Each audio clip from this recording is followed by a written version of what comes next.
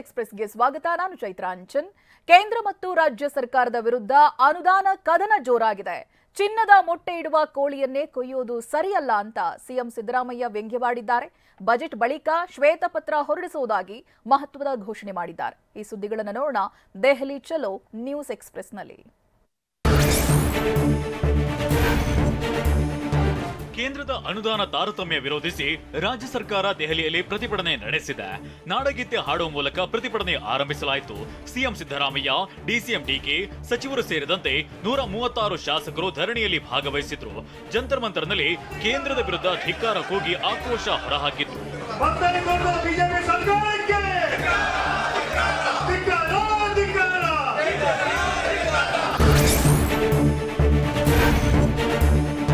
ರಾಜ್ಯದ ಸಚಿವರು ಕೆಲವು ಪ್ಲೇ ಕಾರ್ಡ್ಗಳನ್ನು ಹಿಡಿದು ವಿಭಿನ್ನವಾಗಿ ಪ್ರತಿಭಟಿಸಿದ್ರು. ನಮ್ಮ ತೆರಿಗೆ ನಮಗೆ ಕೊಡಿ, ರಾಜಕೀಯ ಬೇಡ, ನಮ್ಮ ತೆರಿಗೆ ನಮ್ಮ ಹಕ್ಕು, ಜಸ್ಟಿಸ್ ಫಾರ್ ಕರ್ನಾಟಕ, ಬರ ಪರಿಹಾರ ಬಿಡುಗಡೆ ಮಾಡಿ ಎಂಬೆಲ್ಲ ಪೋಸ್ಟರ್ಗಳು ಪ್ರತಿಭಟನೆಯ ಗಮನ ಸೆಳೆತು.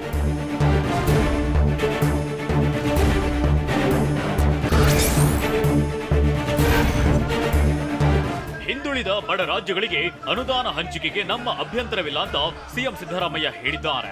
ಚಿನ್ನದ ಮೊಟ್ಟೆ ಇಡುವ ಕೋಳಿಯನ್ನೇ ಕೊಯ್ಯುವುದು, ಹೆಚ್ಚು ಹಾಲು ಕರೆಯುತ್ತೆ ಅಂತ ಕೆಚ್ಚಲನ್ನೇ ಕೊಯ್ಯಬಾರದು ಅಂತ ಆಕ್ರೋಶವನ್ನ ಹೊರಹಾಕಿದ್ದಾರೆ. ಕೋಳಿ ಚಿನ್ನದ ಮೊಟ್ಟೆ ಇಡ್ತದೆ ಅಂತ ಹೇಳಿ ಕೋಳಿನೇ ಕೊಯ್ದಾಕಬಾರದು ಅನ್ನೋದು ನಮ್ಮ ವಾದ. ಹಾಲು ಕರೀತದೆ ಅಂತ ಹೆಸರು, ಹಾಲು ಹೆಚ್ಚು ಕರೀತದೆ ಅಂತ ಹೇಳಿ ಹಸು ಕೆಚ್ಚಲೇ ಕೊಯ್ಬೇಡಿ ಅಂತಕ್ಕಂಥದ್ದು ನಮ್ಮ ವಾದ.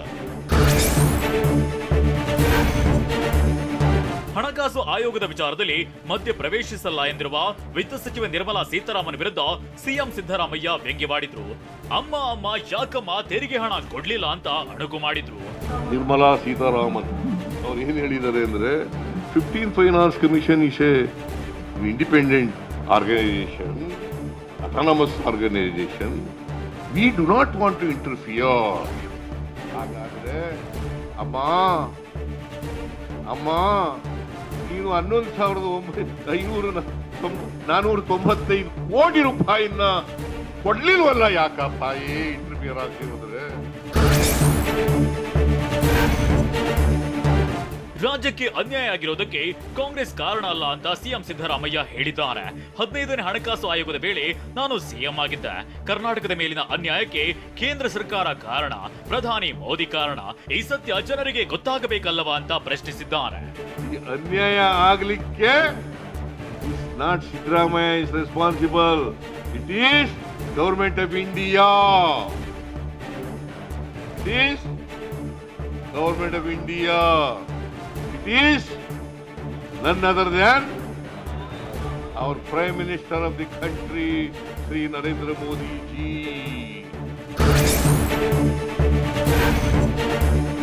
ಕೇಂದ್ರಕ್ಕೆ ಪತ್ರ ಬರೆಯುವಂತೆ ಬಿಎಸ್ವೈಗೆ ಸಾಕಷ್ಟು ಹೇಳಿದೆ ಅಂತ ಸಿಎಂ ಗುಡುಗಿದ್ರು. ನಮ್ಮ ರಾಜ್ಯದ ಸಂಸದರ ಸ್ಥಿತಿ ಕೋಲೆ ಬಸವ ರೀತಿಯಂತೆ ಇದೆ. ಮೋದಿ ಹೇಳಿದ್ದಕ್ಕೆ ಬರೀ ತಲೆ ಅಲ್ಲಾಡಿಸುತ್ತಾರೆ ಅಷ್ಟೇ ಅಂತ ವ್ಯಂಗ್ಯವಾಡಿದ್ದಾರೆ. ತಲೆ ಕುಡಿಸುವಂದ್ರೆ ತಲೆ ಹಿಂಗನ್ಸುತ್ತೆ, ತಲೆ ಅಲ್ಲಾಡಿಸೋದು ಹಿಂಗಲ್ಲ ಅನ್ಸುತ್ತೆ. ಹಂಗೆ ಇವರು ಬಿಜೆಪಿ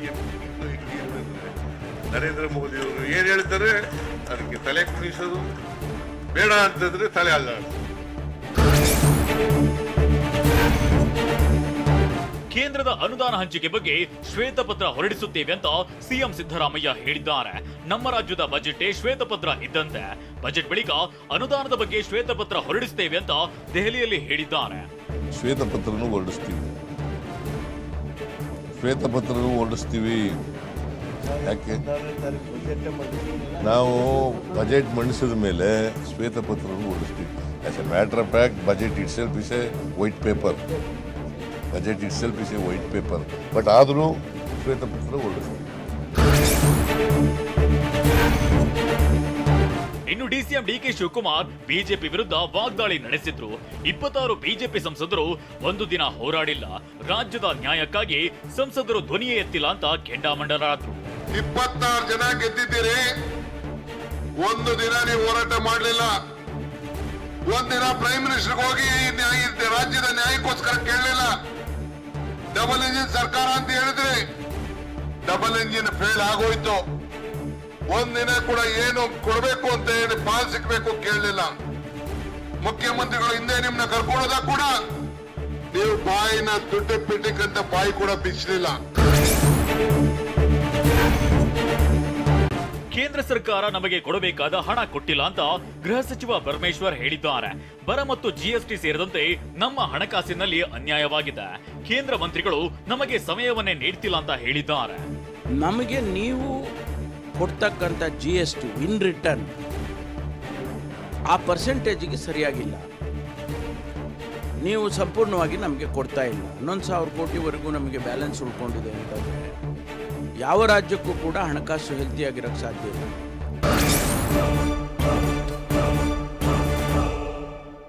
ಬರ ಪರಿಹಾರಕ್ಕಾಗಿ ಕೇಂದ್ರದಿಂದ 1 ರೂಪಾಯಿ ಸಹ ಬಿಡುಗಡೆ ಆಗಿಲ್ಲ ಅಂತ ಡಿಸಿಎಂ ಡಿಕೆ ಕಿಡಿಕಾರಿದ್ದಾರೆ.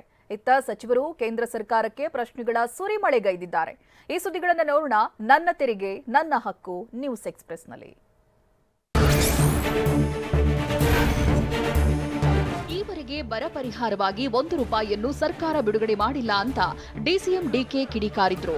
ಸಿಎಂ ಸಿದ್ದರಾಮಯ್ಯ ಅವರು ಗೃಹ ಸಚಿವರಿಗೆ ಭೇಟಿ ಮಾಡಿ ಬರ ಪರಿಹಾರ ಬಿಡುಗಡೆ ಮಾಡುವಂತೆ ಮನವಿ ಮಾಡಿದ್ರು.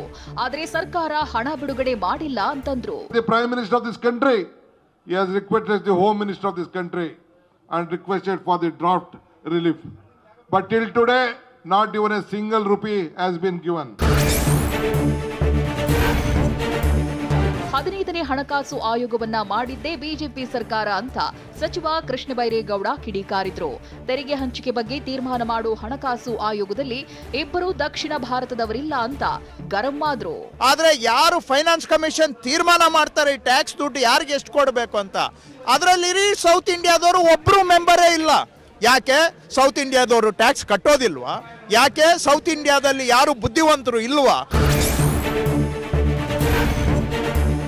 ಬರ ಪರಿಹಾರ ಹಣ ಬಂದಿಲ್ಲ, ಯೋಜನೆ ಹಣ ನೀಡಿಲ್ಲ ಅಂತ ಕೃಷ್ಣ ಬೈರೇಗೌಡ ವಾಗ್ದಾಳಿ ನಡೆಸಿದ್ರು. ನಮ್ಮಲ್ಲಿ 27 ಸಂಸದರಿದ್ದಾರೆ, ಅವರೆಲ್ಲ ಬರೀ ಓಳು. ರಾಜ್ಯಕ್ಕೆ ಸಂಸದರು ದೊಡ್ಡ ಗೋಳು ಅಂತ ಅನುದಾನ ಅನ್ಯಾಯವನ್ನ ವಿವರಿಸಿ ಕುಟುಕಿದ್ರು. 27 ಜನ ಸಂಸದರಿದ್ದಾರೆ ಬಿಜೆಪಿ ದಳದವರು. ಅವ್ರು ಯಾವತ್ತಾದ್ರೂ ಒಂದು ದಿನ ಇದು ಮಾತಾಡಿದಾರ? ಸಂಸದರು 27 ಬರೀ ಓಳು ಇವರು. ರಾಜ್ಯದ ಜನತೆಗೆ ಗೋಳು ಇವರು. ಕೇಂದ್ರ ಸರ್ಕಾರಕ್ಕೆ ಕಣ್ಣು ಕಿವಿ ಇದ್ರೆ ನಮ್ಮ ಪಾಲು ಕೊಡ್ತಿದ್ರು. ನಮ್ಮ ರಾಜ್ಯದಿಂದ 4.5 ಲಕ್ಷ ಕೋಟಿ ಕೇಂದ್ರಕ್ಕೆ ಹೋಗುತ್ತೆ, ಮತ್ಯಾಕೆ 50,000 ಕೋಟಿ ಅಷ್ಟೇ ಕೊಡ್ತೀರಾ ಅಂತ ಪ್ರಶ್ನೆ ಮಾಡಿದ್ರು.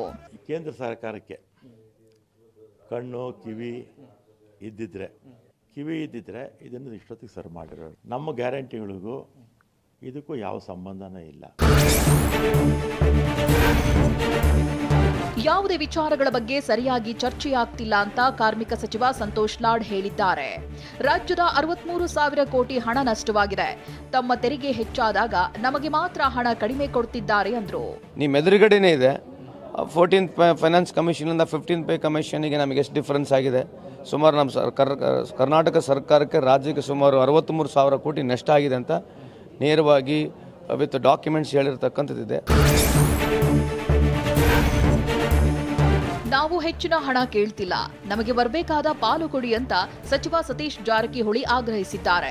ನಮ್ಮ ರಾಜ್ಯದಲ್ಲಿ ಬರಗಾಲ ಇದೆ, ಸಂಕಷ್ಟ ಎದುರಾಗಿದೆ, ಹೀಗಾಗಿ ನಮ್ಮ ಪಾಲು ನಮಗೆ ಕೊಡಿ ಅಂದ್ರು. ಅಂಕಿಅಂಶ ಆಧಾರ ಮೇಲೆ ನಾವು ಎಕ್ಸ್ಟ್ರಾ ಕೊಡೋದು ಕೇಳ್ತಾ ಇಲ್ಲ. ನಮಗೆ ಬರಬೇಕಾದ ಪಾಲನ್ನು ಅದು ಹಣಕಾಸು ಆಯೋಗ ಶಿಫಾರಸು ಇರ್ಬೋದು, ಅಥವಾ ಅವ್ರು ಕೊಡಬೇಕಾದ ಇರ್ಬೋದು, ಅಥವಾ ನಮ್ಮ ನಾರ್ಮ್ಸ್ ಇದೆ. ಇದು ಬರಗಾಲ ಪ್ರವಾಹ ಬಂದಾಗ ಅದ್ರ ಅಂತ ನಾರ್ಮ್ಸ್ ಇದೆ, ಅದ್ರ ಪ್ರಕಾರ ಕೊಡಲಿ, ನಾವೇನು ಎಕ್ಸ್ಟ್ರಾ ಕೇಳ್ತಾ ಇಲ್ಲ. ಮಂತ್ರಿಗಳಿಗೆ ಕೇಂದ್ರದವರು ಭೇಟಿಗೆ ಟೈಮ್ ಕೊಡ್ತಿಲ್ಲ ಅಂತ ಸಚಿವ ಮುನಿಯಪ್ಪ ಆರೋಪಿಸಿದ್ರು. ಅನುದಾನ ವಿಚಾರದಲ್ಲಿ ಬಿಜೆಪಿ ರಾಜಕೀಯ ಮಾಡ್ತಿದೆ. ಒಕ್ಕೂಟ ವ್ಯವಸ್ಥೆಯಲ್ಲಿ ರಾಜ್ಯಗಳೊಂದಿಗೆ ನಡಿಬೇಕು, ಆದರೆ ನಮ್ಮ ಪಾಲು ನಮಗೆ ಕೊಡ್ತಿಲ್ಲ ಅಂತಂದ್ರು. ಪಕ್ಷ ಯಾವುದೇ ರಾಜ್ಯಭಾರ ಮಾಡಬಹುದು, ಆದರೆ ವ್ಯವಸ್ಥೆಗೆ ವಿರುದ್ಧವಾಗಿ ಮಂತ್ರಿಗಳಿಗೆ ನೀವು ಟೈಮ್ ಕೊಡೋದಿಲ್ಲ, ಕಷ್ಟಸುಖ ರಾಜ್ಯದಲ್ಲಿ ಕೇಳಲ್ಲ ಅಂದರೆ ಯಾವ ರೀತಿ ದೇಶ ನಡೆಸ್ತೀರಿ ನೀವು? 100 ರೂಪಾಯಿ ಕೊಟ್ಟಾಗ್ಲೂ ಅದೇ ಹಣ, 1000 ರೂಪಾಯಿ ಕೊಟ್ಟಾಗ್ಲೂ ಅದೇ ಹಣ ಕೊಡ್ತಿದ್ದಾರೆ ಅಂತ ಸಚಿವ ಪ್ರಿಯಾಂಕ್ ಖರ್ಗೆ ಹೇಳಿದ್ದಾರೆ. ಬರ ಪರಿಹಾರವಾಗಿ 18,000 ಕೋಟಿ ಕೊಡಬೇಕು, ಅದು ಸಹ ಕೊಟ್ಟಿಲ್ಲ ಅಂದ್ರು. ಅವರ ಕಾಂಟ್ರಿಬ್ಯೂಷನ್ ಆಲ್ಸೋ ಹಸ್ ಬೀನ್ ಇದು ಅಲ್ಲ. ನಾವು 100 ರೂಪಾಯಿ ಕೊಟ್ಟಾಗ ನಮಗೆ 4 ರೂಪಾಯಿ ಬಂದಿದ್ದು ನಿಜ, ಆದರೆ ನಾವು 1000 ರೂಪಾಯಿ ಕೊಟ್ಟಾಗೂ ನಮ್ಗೆ 4 ರೂಪಾಯಿ ಬರ್ತಾ ಇದೆ ಅಲ್ಲ. ಅದ್ರ ವಿರುದ್ಧ ಹೋರಾಟ ಮಾಡ್ತಾ ಇರೋದಲ್ಲ ನಾವು. ಕಾರ್ಪೊರೇಟ್ ಟ್ಯಾಕ್ಸ್ ಎಲ್ಲ ಯಾಕೆ 30% ಇರೋದು 22% ಮಾಡಿಬಿಟ್ರಿ ಇವರು? ನಮ್ಮ ತೆರಿಗೆ ನಮ್ಮ ಹಕ್ಕು ಎನ್ನುವ ಘೋಷವಾಕ್ಯವನ್ನ ಸಂಸದ ಡಿಕೆ ಸುರೇಶ್ ಪುನರುಚ್ಚರಿಸಿದ್ದಾರೆ. ನಮ್ಮ ಹಕ್ಕು ಪಡೆಯುವುದು ನಮ್ಮ ಕರ್ತವ್ಯ. ಈ ಹೋರಾಟದಲ್ಲಿ ನಾವು ಯಶಸ್ವಿಯಾಗ್ತೀವಿ ಅಂದ್ರು. ಇವತ್ತು ನಾವು ಏನು ತೆರಿಗೆಯನ್ನ ಪಾವತಿಸ್ತಾ ಇದ್ದೀವಿ, ಆ ಹಕ್ಕನ್ನ ಪಡೆಯುವಂಥದ್ದು ನಮ್ಮ ಕರ್ತವ್ಯ.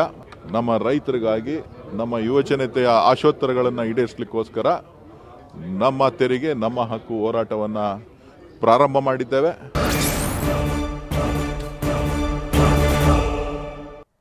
ರಾಜ್ಯ ಸರ್ಕಾರದ ಹೋರಾಟಕ್ಕೆ ರಾಜ್ಯಸಭೆಯಲ್ಲಿ ಪ್ರಧಾನಿ ಮೋದಿ ಕೆಂಡಾಮಂಡಲರಾದರು.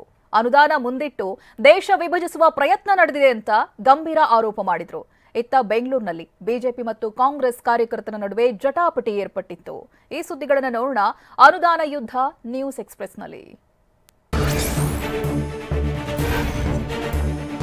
ಕಾಂಗ್ರೆಸ್ ಪ್ರತಿಭಟನೆ ವಿರುದ್ಧ ಪ್ರಧಾನಿ ಮೋದಿ ಕಿಡಿಕಾರಿದ್ದಾರೆ.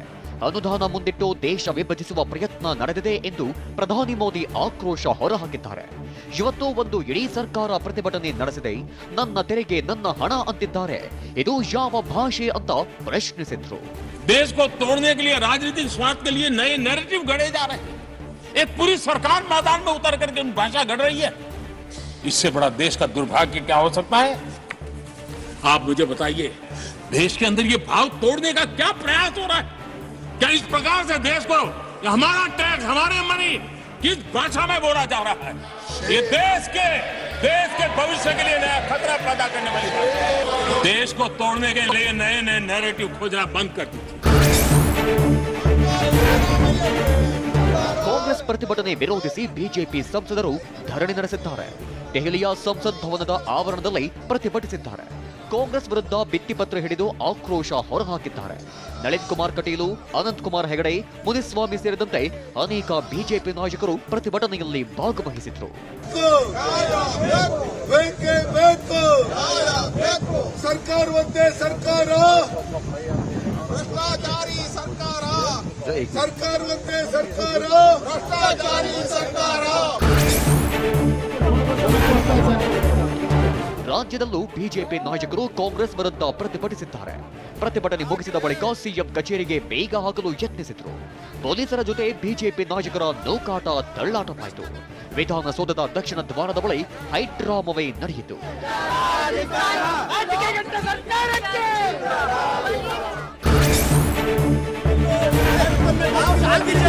ಇತ್ತ ರಾಜ್ಯ ಬಿಜೆಪಿ ಕಚೇರಿಗೆ ಯುವ ಕಾಂಗ್ರೆಸ್ ಮುತ್ತಿಗೆ ಯತ್ನಿಸಿದೆ. ಬೆಂಗಳೂರಿನ ಮಲ್ಲೇಶ್ವರಂ ಬಿಜೆಪಿ ಕಚೇರಿ ಬಳಿ ಹೈಡ್ರಾಮಾ ನಡೆದಿದೆ. ಪೊಲೀಸರು ಯುವ ಕಾಂಗ್ರೆಸ್ ಕಾರ್ಯಕರ್ತರನ್ನ ವಶಕ್ಕೆ ಪಡೆದರು. ಕೈ ಕಾರ್ಯಕರ್ತರನ್ನ ತಡೆಯಲು ಬಿಜೆಪಿ ಕಾರ್ಯಕರ್ತರು ಯತ್ನಿಸಿದ್ರು. ಹನುಮತ್ ಧ್ವಜ ಹಿಡಿದು ಮೋದಿ ಪರ ಬಿಜೆಪಿ ಕಾರ್ಯಕರ್ತರು ಘೋಷಣೆ ಕೂಗಿದ್ರು.